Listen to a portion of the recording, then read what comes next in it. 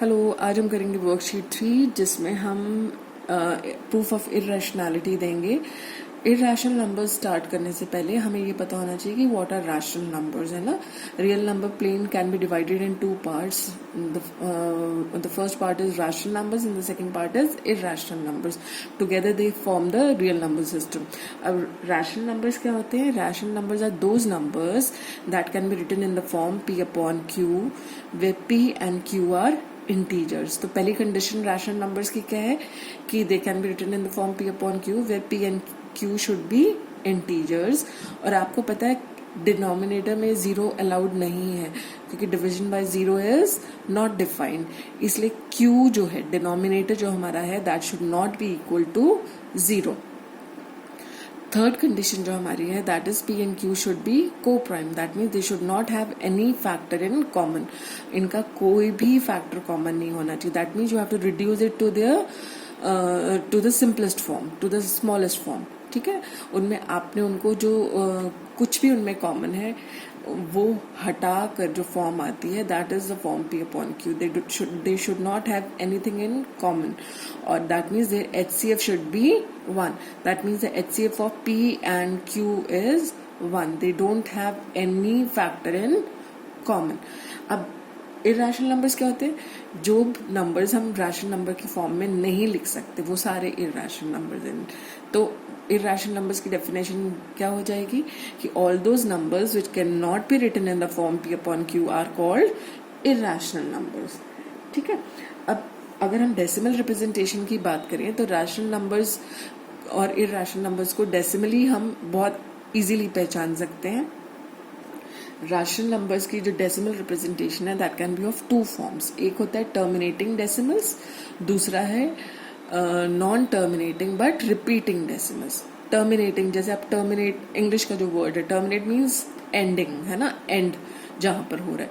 तो terminating decimals and at a certain point, मतलब उनकी डिवीजन कहीं पर जाकर खत्म हो जाती है, तो इसलिए they are called terminating decimals. Like suppose if we have आपके पास सपोज 1/5 है ना, तो आपने अगर 1 को 5 से डिवाइड किया, क्योंकि 1 5 से छोटा है इसलिए विल पुट अ डेसिमल, और डेसिमल की आपने 0 लगाई तो 5 2 ज़ा 10।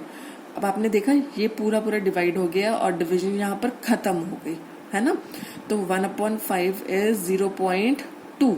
तो क्योंकि ये डिवीजन यहाँ पर खत्म हो गई है इसलिए this is a terminating decimal. तो हमने देखा रैशनल नंबर्स का कौन कौन से दो डेसिमल फॉर्म्स हैं। रैशनल नंबर्स की जो दो डेसिमल फॉर्म्स हैं, एक है टर्मिनेटिंग डेसिमल्स। टर्मिनेटिंग डेसिमल्स मतलब जिनका division stops ends at a certain point, after a certain number of steps division खत्म हो जाएगा और यू विल गेट, आपको पूरा आंसर उसमें मिल जाएगा। और जो दूसरा फॉर्म है that is non terminating but repeating.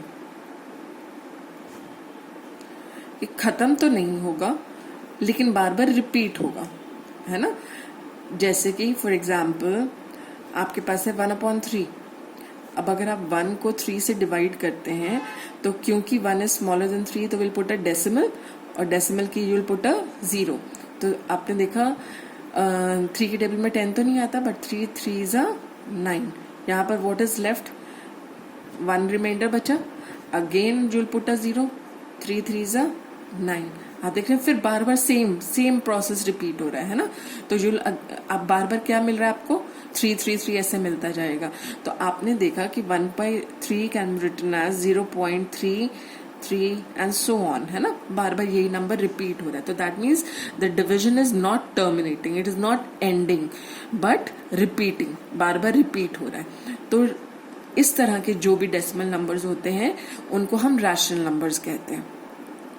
लेकिन इर्रेशनल नंबर्स की डेसिमल रिप्रेजेंटेशन कैसी होती है? Irrational numbers are non terminating and non repeating. तो इर्रेशनल नंबर्स की जो डेसिमल फॉर्म होती है that is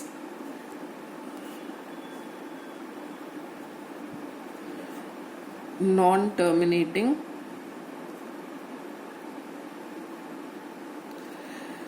and non repeating. मतलब ना तो ये खत्म होगा और ना ही रिपीट होगा। तो इस तरह के जो डेसिमल्स होते हैं वो इर्रेशनल नंबर्स होते हैं। जैसे कि आप कोई भी एग्जाम्पल खुद भी बना सकते हैं, जैसे 0.1 2 3 9 6 8 5 4 2 0 3, मतलब आप अपने मन से कुछ भी लिख सककर, अगर आपको क्वेश्चन पेपर में आता है you have to write a irrational number, तो आप कोई भी नंबर ऐसे बना सकते हैं जहाँ पे आपका डेसिमल खत्म भी नहीं, आपका डिवीजन खत्म भी नहीं हो रहा, और जो आपके डिजिट्स हैं वो रिपीट भी नहीं हो रहे। रिपीट मतलब एक पैटर्न नहीं बन रहा। जैसे यहाँ पर आपका पैटर्न बन रहा है 0.3 बार, मतलब 3 is repeating again and again. यहाँ पर आप देख रहे हैं कोई एक पैटर्न नहीं बन रहा। आप एट रैंडम कोई भी डिजिट, कोई भी नंबर लिख सकते हैं, है ना। तो सच टाइप ऑफ डेसिमल्स जहाँ पे you have a non terminating and non repeating decimal representation, they are called irrational numbers. ठीक है, अब हम आ रहे हैं, if suppose you are given a number and you have to prove that it is irrational, तो आप क्या करेंगे। लाइक सपोज आपको गिवन है कि प्रूव दैट √3 इज इर्रेशनल। हमारा यही फर्स्ट क्वेश्चन है आपकी वर्कशीट 3 में। You have to prove that √3 is irrational. तो हम इसको कॉन्ट्रडिक्टरी मेथड से प्रूव करेंगे। हमें प्रूव करना है दैट √3 इज इर्रेशनल, तो let us assume that √3 is a rational number. तो let √3 be a rational number। अगर √3 एक रैशनल नंबर है, that means it can be written in the form p upon q। That means √3 can be written as p upon q, where p and q are integers। This was the first condition, है ना। पहली condition है p and q integers होने चाहिए। दूसरा क्या था, q should not be equal to 0, क्योंकि division by 0 is not defined. तो अगर डिनोमिनेटर में 0 आ जाएगा तो हम 0 से डिवाइड करना जानते ही नहीं, इस मतलब डिफाइंड ही नहीं है, तो इसका मतलब q should not be equal to 0। और जो थर्ड कंडीशन थी हमारी, that was p and q are coprime. Coprime का मतलब they have nothing in common, they have no common factors and their HCF is 1। ठीक है, अब आपको प्रूव करना है दैट √3 इज इर्रेशनल। तो हमने ले लिया √3 is can be written in the form p upon q if it is a rational number. तो लेट अस क्रॉस मल्टीप्लाई किया तो आपके पास आ गया √3q is equal to p। Now let us square both the sides. Square करने पर आपको मिलेगा √3q का आपने स्क्वायर किया तो ये आ गया p स्क्वायर की इक्वल। √3 का स्क्वायर इज 3, q का स्क्वायर इज दिस। ठीक है, अब इससे आपको पता चला कि p square has been written as a product of 3 and q square. That means आप जो 3 है that divides p square and q square also divides p square. क्योंकि p और q में कुछ भी कॉमन नहीं है, इसलिए q तो डिवाइड करेगा नहीं, तो हम इसका मतलब 3p स्क्वायर को डिवाइड करेगा, है ना। हमने कहा था ना p and q are coprime, that they do not have anything in common. तो इसका मतलब q स्क्वायर तो p स्क्वायर को डिवाइड नहीं करेगा, तो कौन सा नंबर डिवाइड करेगा p स्क्वायर को, 3, है ना। This implies that 3 divides p square. This implies that 3 divides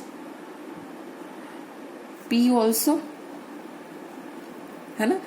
अगर 3p को डिवाइड करते हैं then p can be written as 3 into r। 3 is a factor of p, 3 divides p को divide कर रहा है 3, इसका मतलब 3 फैक्टर है p का, है ना। तो that means p can be written as 3 into r।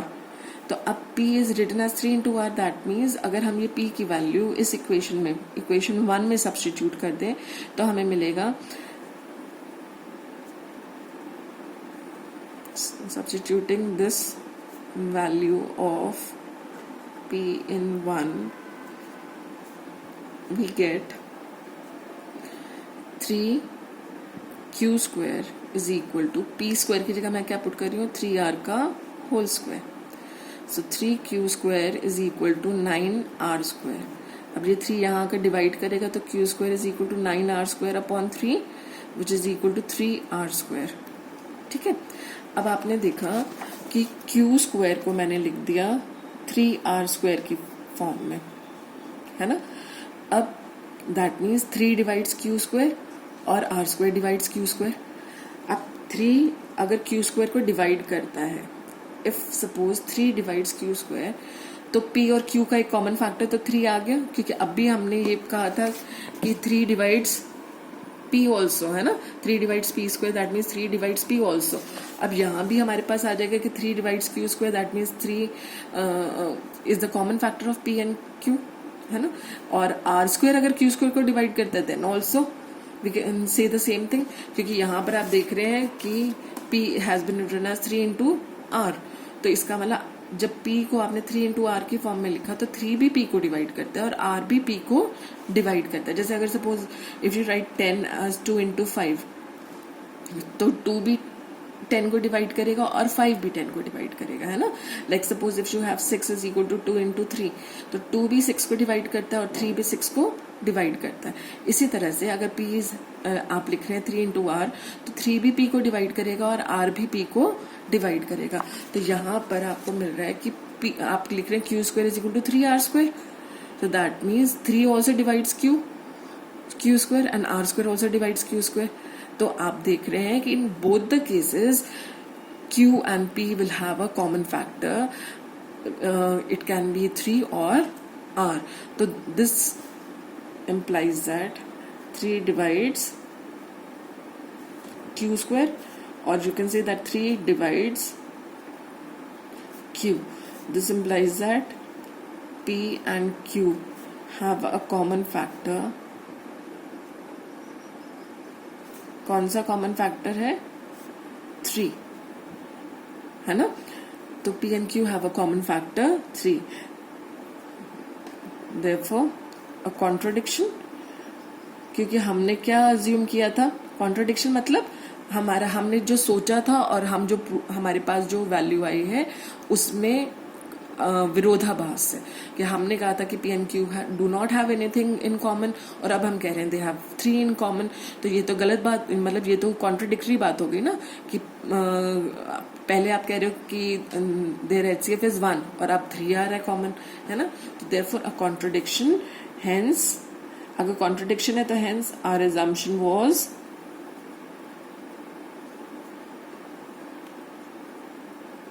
false। तो हमने जो अज्यूम किया था वो फॉल्स था, है ना। Hence our assumption was false। और हमने क्या अज्यूम किया था? हमने ये अज्यूम किया था कि √3 इज अ रैशनल नंबर। तो इसका मतलब √3 is not a rational number, therefore √3 is an irrational number।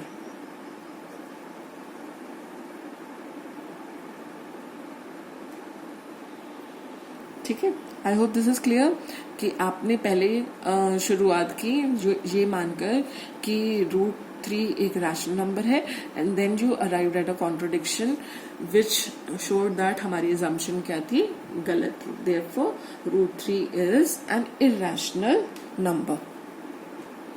अब आपका जो सेकंड पार्ट है, सेकंड क्वेश्चन है, दैट इज 3 + √5 इज इर्रेशनल। इस क्वेश्चन को आप जब एग्जाम में आपके पास आएगा तो आपको ये देखना है कि कितने मार्क्स का क्वेश्चन है। अगर ये ज्यादा मार्क्स का क्वेश्चन है तो आपको उस क्वेश्चन में ये भी प्रूव करके दिखाना पड़ेगा कि √5 एक इर्रेशनल नंबर है, जो हमने अभी पहले मेथड यूज करा है उसी का यूज कर, है ना। और अगर इट्स नॉट ऑफ 4 मार्क्स, तो आप उसको ऐसे भी प्रूव कर सकते हैं जैसे मैं अब आपको करके बता रही हूँ। तो आपको प्रूव करना है that 3 + √5 is irrational.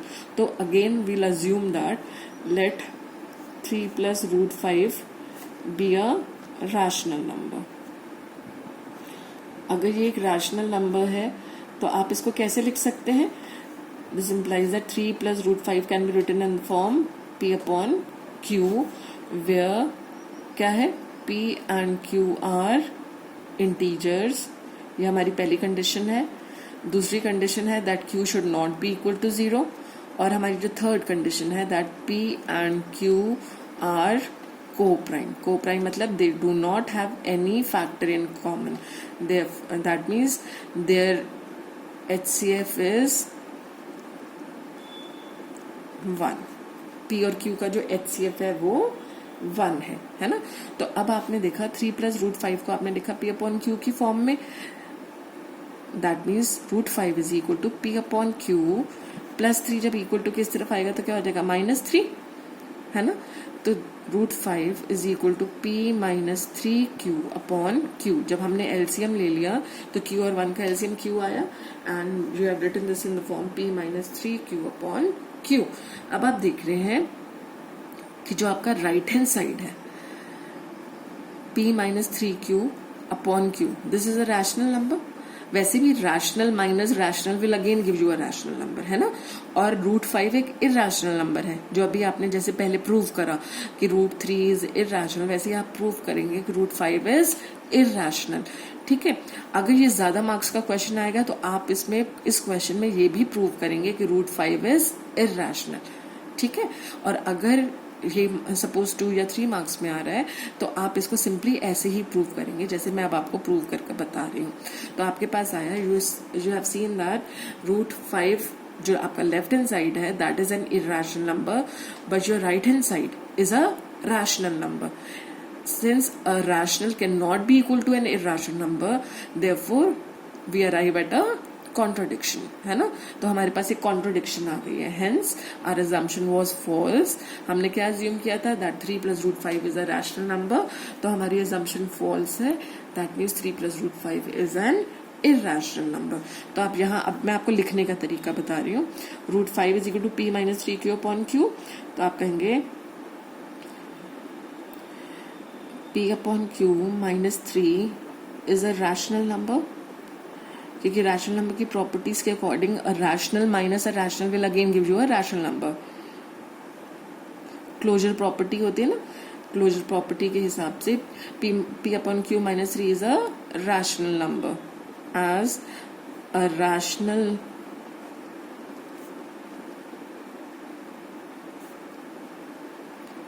when subtracted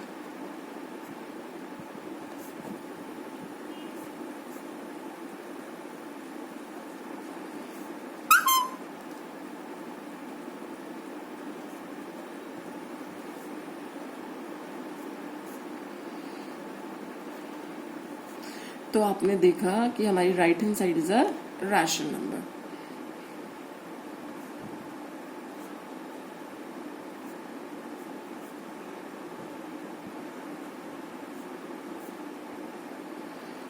but हमारा जो LHS है that is an irrational number.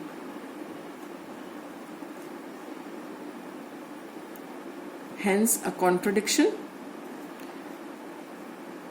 क्योंकि a rational cannot be equal to an irrational number, therefore our assumption was false। तो हमने जो सोचा था वो गलत था। therefore क्या सोचा था हमने that 3 plus root 5 is a rational number, तो क्योंकि ये सोच गलत है therefore 3 plus root 5 is an irrational number।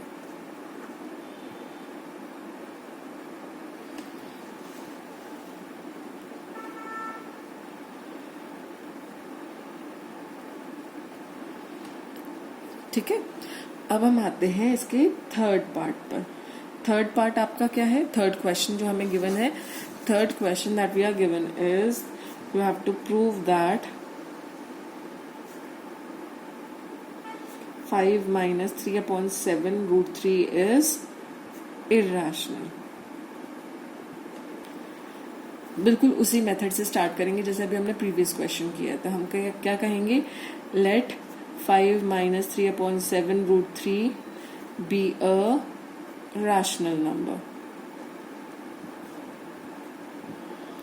अगर ये एक रैशनल नंबर है तो हम इसको किस फॉर्म में लिख सकते हैं, P upon Q की फॉर्म में, वेयर ये आपको हर बार मेंशन करना है। P and Q are integers, है ना, पहली कंडीशन। दूसरी condition Q should not be equal to 0, और जो थर्ड कंडीशन है that P and Q are coprime. That means the HCF of P and Q is 1. Coprime का मतलब होता है their HCF is 1. Now let us take 5 to the other side. जब P upon Q को हम इधर लेकर आ सकते हैं तो 5 minus P upon Q is equal to 3 upon 7 root 3. ठीक है, so we have 5Q minus P upon Q is equal to 3 upon 7 root 3. Let us remove 3 upon 7 from here. तो 7 यहाँ आकर क्या हो जाएगा, मल्टीप्लाई हो जाएगा और 3 यहाँ डिविजन में आ जाएगा. This is equal to root 3.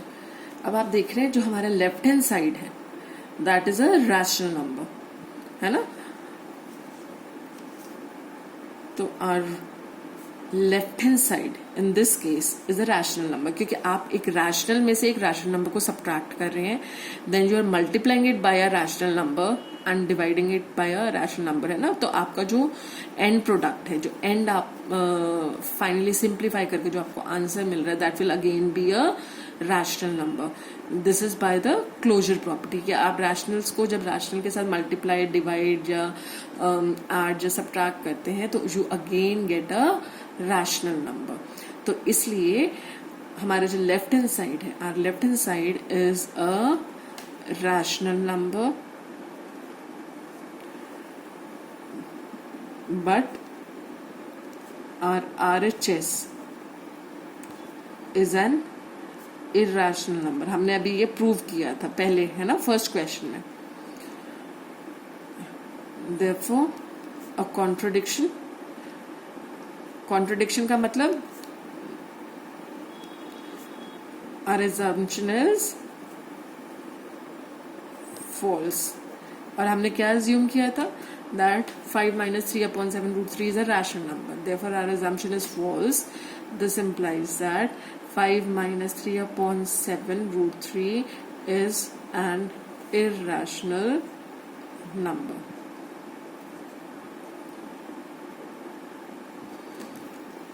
I hope this is clear. Thank you.